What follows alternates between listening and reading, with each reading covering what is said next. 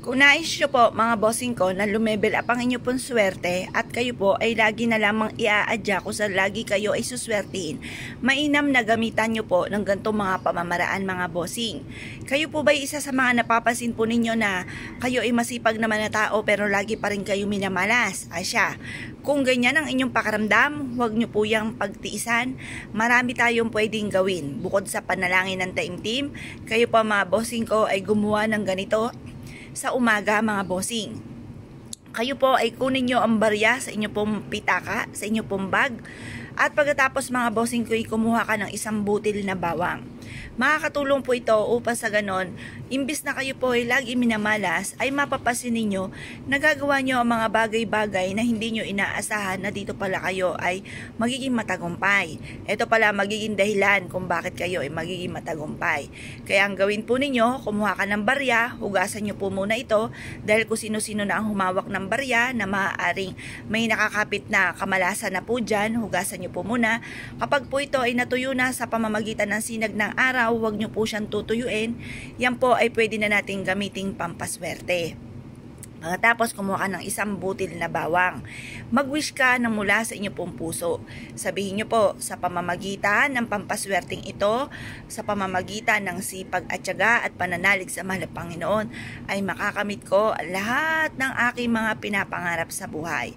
Siksik-liglig at umaapaw at maraming blessing ang darating sa akin. Ganon ang mga pag-wish na walang gamit na sana, direct to the point. At pagkatapos, ibilad nyo po ito hanggang alas 8 ng umaga. Makalipas ang alas 8 ng umaga, ito po mga bossing ko ay ilagay po ninyo sa center table po ninyo.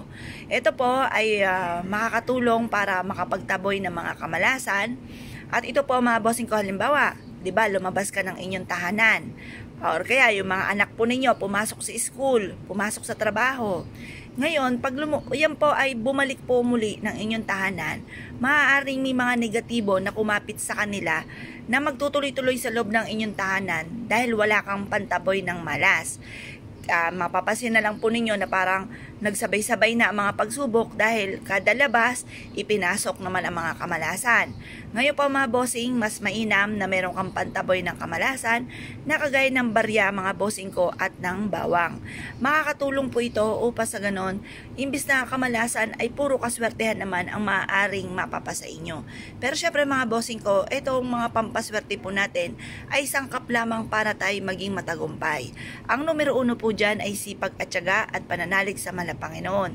Kaya lang, misa may dumarating sa ating pagsubok na masipag naman po tayo, madiskarte, hindi nakakalimot magdasal, pero nadadali pa rin ng mga kamalasan. Kaya dyan naman papasok mga bossing ko ang ating mga pampaswerte. Kaya kung kayo po'y naniniwala at nais nyo po itong gawin, subukan nyo po ito at proven po ito na napakaswerte.